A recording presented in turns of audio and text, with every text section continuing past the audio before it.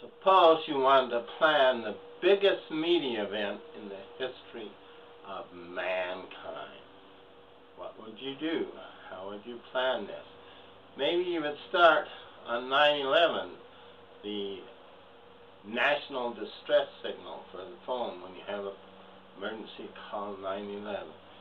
Maybe you would plan it in New York City, the most famous city in the world, probably the most powerful, the home of the United Nations, the home of the stock market, the home of a million movies, and King Kong on the World Trade Centers. So you'd probably set it in New York City, where, again going back to the World Trade Center, the international symbol of economic power, symbol familiar to almost everyone in the skyline of New York City. Well, what time would you set it for? Probably somewhere around 9 a.m. Why? Because this is the time when you would reach almost every time zone when people are awake. 9 a.m. in New York City, people are just arriving at work. 8 a.m.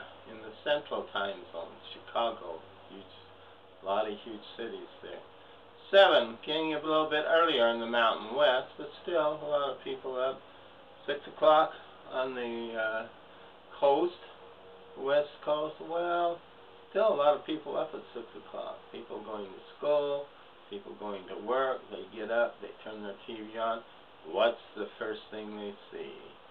Well, the first thing they see is a jet plane striking one of the World Trade Centers. Every news show, almost every TV station would be directed this. What about further east in Europe? Well, you'd be in the afternoon, still prime time, still time when most people are up. In fact, you could probably find no time better for more people to watch this news event than 9 o'clock Eastern Standard Time.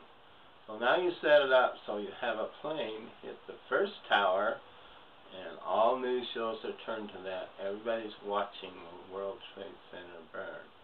And then you give about 15, 18 minutes for everybody to get up and turn their TV station on. Everybody get calls from somebody, as I did. Hey, turn your TV on. One of the World Trade Center towers has been hit. So in 15, 18 minutes later, everyone is watching the second tower be hit by another jet plane. Everybody's saying, oh my gosh, this is unbelievable. And also added to this, on the North Tower, you see the poignant, heart-wrenching event of hundreds of people jumping out of the North Tower, jumping to their death. That just grabs at your heart. And then you find out the Pentagon, that symbol of might and power, military power of the United States, has also been hit. And you see the television cameras focusing on the burning Pentagon. And then you wonder, what will be next? Will it be the White House? Will it be the Statue of Liberty? Will it be the Washington Monument? You also know there's still many, many people up in the sky trying to get down. Everybody can't land at once. People have friends and relatives up in airplanes, worried sick about them. Will they be among the hijacked? We don't know.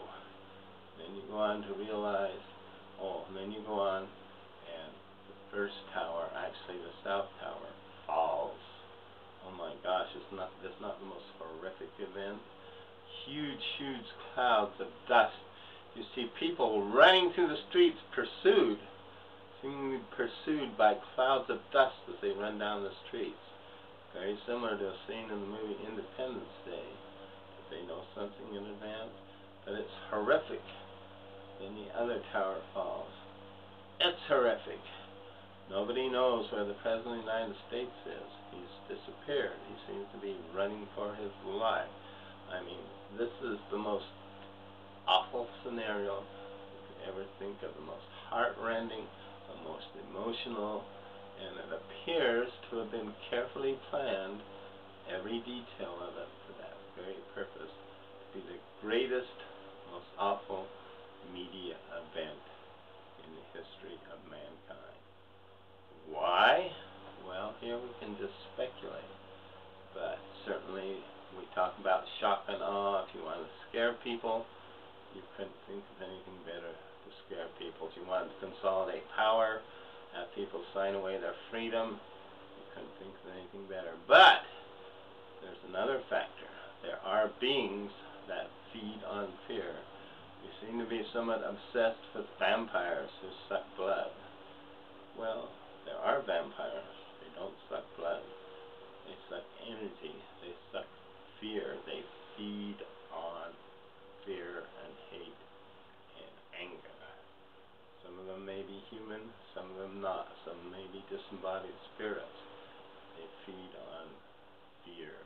So we've created the most fearful event in the history of mankind, very carefully planned. Now let me add another note to this. The purpose of this was to be a media event to inspire fear, not to kill huge numbers of people. Well, many people were killed, over 2,000. That is a great tragedy. But if things had been a little bit different, it could have been 10 times that, maybe 20 times that. It happened on a legal holiday because people were voting. So many people weren't to work yet. It was the first day of school. Many people were taking their kids to school and weren't to work yet. 8:45, only 1/3 of the people that normally are in the World Trade Center were present there. So many people just weren't there yet. Second, there was the 18-minute warning between the first plane hitting and the second. The second tower, the South Tower, was largely evacuated in that 18 minutes. Thousands of people got out of the tower in that space of time. The planes themselves were only 1/3 full. That's very unusual. The number of passengers in the planes were very small. The Pentagon, they struck a part of the Pentagon that had been recently reinforced to withstand damage, attack, a terrorist attack. The only part of the Pentagon that was reinforced was where they struck. There were not that many people in the offices. There were about 125 people killed. That is a great tragedy, but it could have been into the thousands. Now picture this. What if the Twin Towers, 110 stories tall, did not collapse straight down into their footprint? What if they tipped over? Well, we see clearly that the South Tower started to tip. There are many pictures of this. It's leaning. It's going to go like this. Suddenly it disappears into dust. Part that's leaning just turns into dust. Now I can't explain that, but it's there. Everyone can see it on the video. So the buildings collapsed straight down. WTC 7, no one was in it. It was totally empty when it collapsed. So there was no intent to kill huge numbers of people. Yes, there were a lot killed. Yes, it's a great tragedy, but instead of 2,000 something, it could have been 20,000, maybe even 40,000 and something. So it was designed as a media event. It was designed to frighten us, which it clearly did. Now there are many things we could talk about 9/11. This video, we're only going to talk about these two things. The fact that it was the greatest media event in history, the most awful media event, but it was not designed to kill large numbers of people. Now if you want to find more about 9/11, and particularly the behavior of our President George W. Bush during 9/11, I have another video on this, and I think you would really enjoy watching it. Thank you.